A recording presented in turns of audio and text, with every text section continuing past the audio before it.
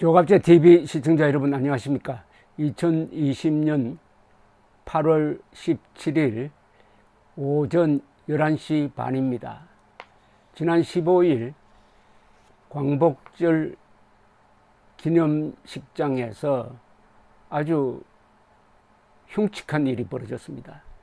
문재인 대통령과 광복회장이라는 김원웅이라는 자가 경쟁적으로 대한민국을 깎아내리는 그런 망언을 쏟아 놓았습니다. 여기에 분노한 국민들이 지금 부글부글 끓고 있는데 그나마 국민들의 마음을 위로한 사람이 한 사람 나타났습니다. 새로운 영웅이 나타났다고 그럴까요?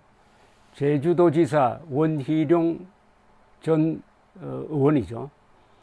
이분이 적석에서 그 광복회 회장의 연설을 대독한 그 행사 직후에 단상으로 올라가서 적석 반박을 했습니다.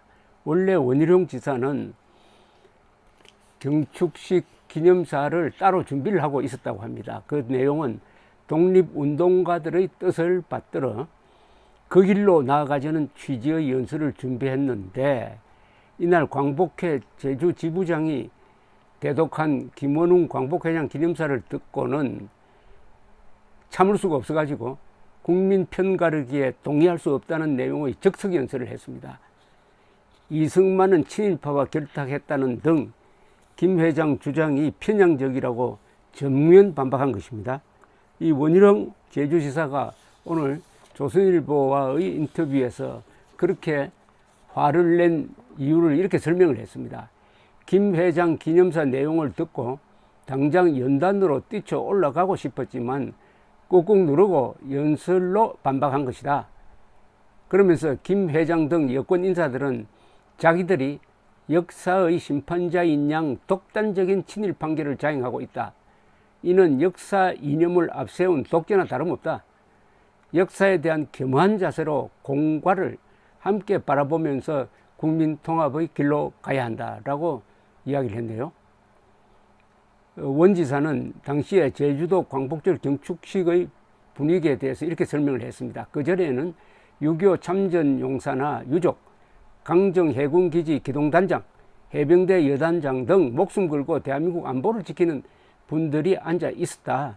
그런 그들 앞에서 김 회장의 모욕적인 경축사가 나오는 것을 도저히 듣고만 있을 수가 없었다 라고 했습니다.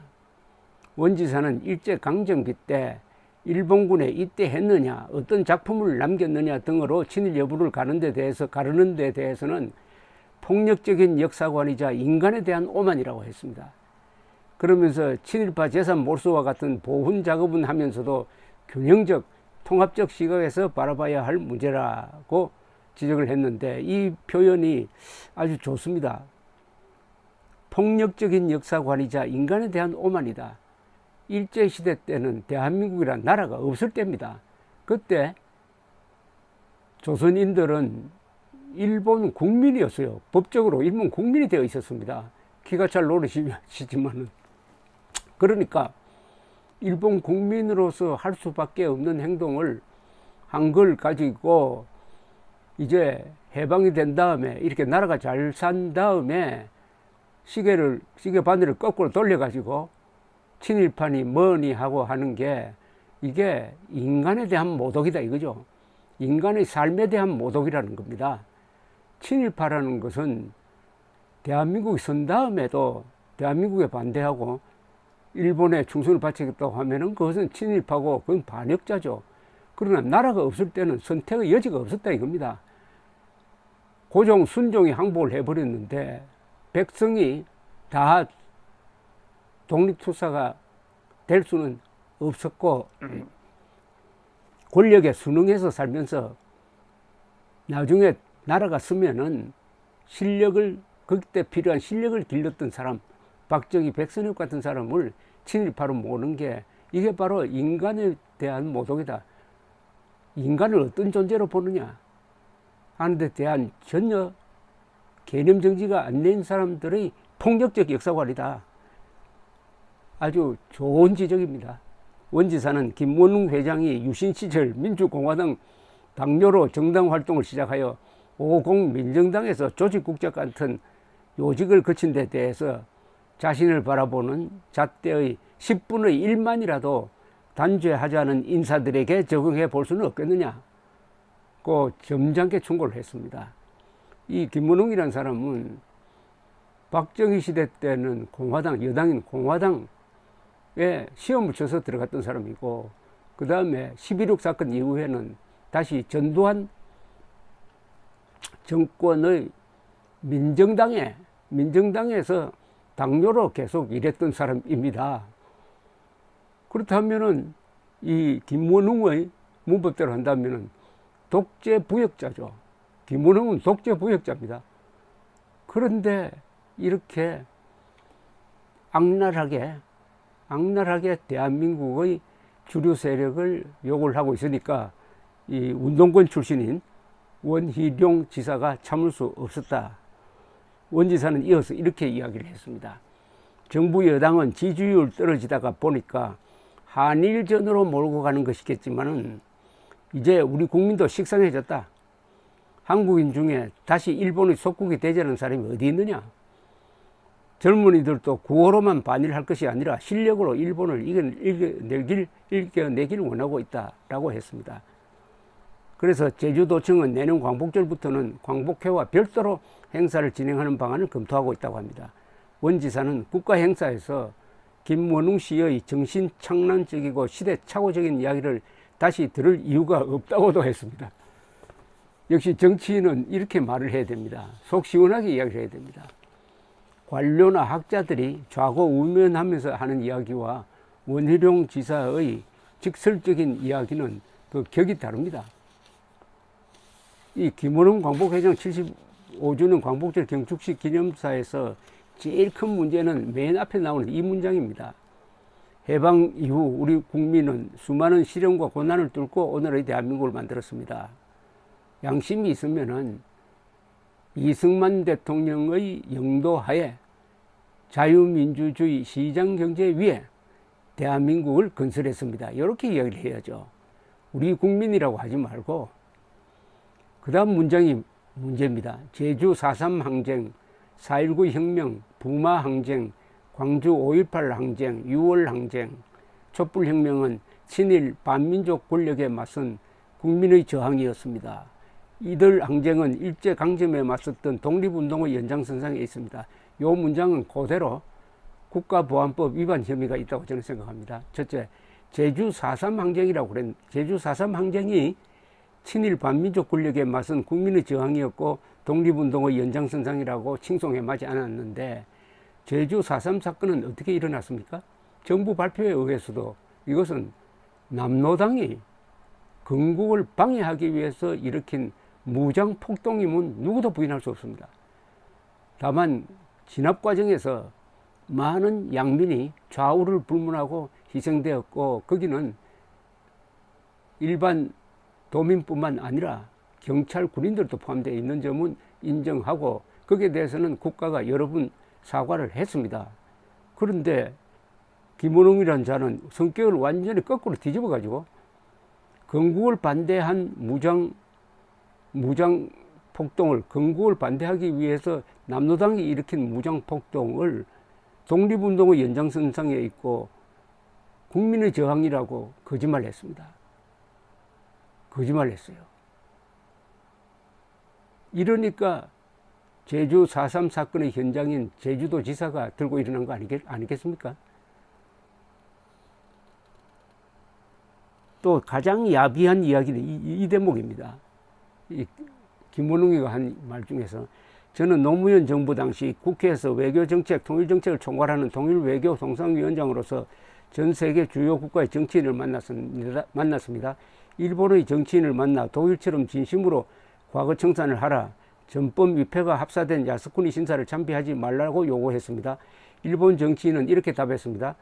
서울에 있는 국립현충원에는 야스쿠니 신사에 합사된 전범, 그 전범의 졸개들이 묻혀 있더라. 당신들은 왜 그곳을 참배하느냐?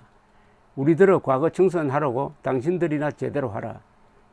아니 그러면 이자는 일본 정치인의 이 막말이 막말이 일리가 있다고 소개하는 것 아닙니까? 일본 정치인의 이 막말을 반박해야 될 텐데, 이자는 우리의 애국자들을 일본 전범의 졸개라고 몰아붙이는 것이 정당성이 있었다는 걸 인정해가지고 요걸 그냥 소개를 하고 있습니다. 이게 바로 친일파 아닙니까? 알고 보니까 김원웅 씨가 친일파 중에 친일파네요. 그런 일본 정치인 앞에서는 박살을 내야죠. 국립현충원에 묻혀 있는 사람은 피땀 눈물을 흘려가지고 대한민국을 세우고 공산 침략에 맞섰던 사람이다. 그리하여 일본도 지금 안전하게 된 것 아니냐. 어디에 전범 운운을 하느냐고 따져야 될 텐데, 이게 일본 정치인의 막말이 일리가 있다고 이렇게 소개를 하고 있는, 참. 또 하나 이런 이야기가 있습니다. 한국 사회의 갈등 구조는 보수와 진보가 아니고 민족과 반민족입니다. 아니, 이게 맞습니까? 보수와 진보가 아니고 민족과 반민족이래요. 그럼 좋습니다. 한반도의 민족 반역자는 누굽니까? 김일성이죠. 김일성, 김정일, 김정은. 동족을 수백만이나 죽인 자. 도요토미 히데요시보다 더 많은, 일제보다도 더 많은 동족을 죽인 자. 민족 반역자입니다. 그러면은 민족 반역자와 손잡고 민족 공조하자고 한 자. 남한의 좌파 정권, 이 자들도 민족 반역자가 됩니다. 남북 간의 분단 극복 노력을 노골적으로 방해하는 나라는 일본입니다. 또한 남북 간의 분단 극복 노력을 노골적으로 방해하는 나라는 일본이 아니라 북한 노동당 정권이죠. 또한 친일 반민족 세력의 행태가 일본 극우의 입장과 놀라울 정도로 일치합니다. 한국에 지금 친일 반민족 세력이 어디에 있습니까? 유령을 하나 만들어가지고, 그래, 일본 극우의 입장과 놀라울 정도로 일치합니다 하고 하면은 제가 할 말이 있어요. 일본 극우라고 했죠? 일본에 극우 대학이 하나 있어요. 국사관이란 대학입니다. 이 대학을 만든 사람들은 조선 침략 인맥입니다. 정한론을, 한국을 정복하자라는 정한론을 주장했던 요시다 쇼인의 정신을 이어받지 않은 이 국사관 대학에 2년 동안 편입해서 다닌 졸업장을 받은 사람이 누구냐? 바로 문재인 대통령의 딸입니다. 그러면은 김원웅 씨는 그 연설할 때 바로 옆에 있었던 문재인 대통령에게 당신이 바로 극우다.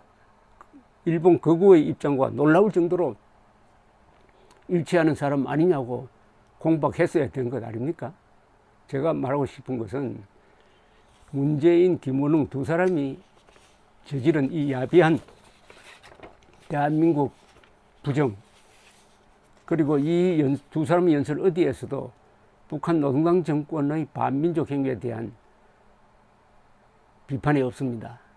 두 사람의 연설을 합해보면은 왜 공산통일 국가를 만드는데 왜 이승만이 반대했느냐, 왜 소위 친일 반민족 세력이 반대했느냐에 대한 원한이 사무친 것 같은 느낌을 제가 받는데, 이게 무리한 표현일까요? 저는 그런 느낌을 받습니다. 더구나 지난 4월 3일 문재인 대통령은 4.3 사건 추념사를 읽으면서 뭐라고 했느냐, 제주도는 먼저 통일의 꿈을 꾸었다가 참혹한 꼴을 당했다고 했습니다. 아니, 4.3 사건이 통일의 꿈을 꾸었다면 그 통일의 꿈은 주도한 남노당의 공산 통일의 꿈 아닙니까? 그런 것까지 다 합쳐보면, 더구나 김일성주의자 신영복을 사상가로 존경한다 하는 발언 등등 합쳐서 이 김원웅의 연설까지 다 합쳐서 계산한다면 결국은 문재인 정권은, 특히 문재인 대통령은 한반도 전체가 김일성의 공산화에 반대한 세력을 친일 반민족 세력으로 규탄하고 있는 것이 아니냐 하는 합리적 의심이 생깁니다. 그 결과는 아주 끔찍한 것입니다. 사실은 문재인 대통령 임기 얼마 남지 않았는데 이 임기 동안에 8월 15일 보여주었던 그런 역사관을 정책으로 만들려고 한다면 대한민국은 불행해질 것입니다. 감사합니다.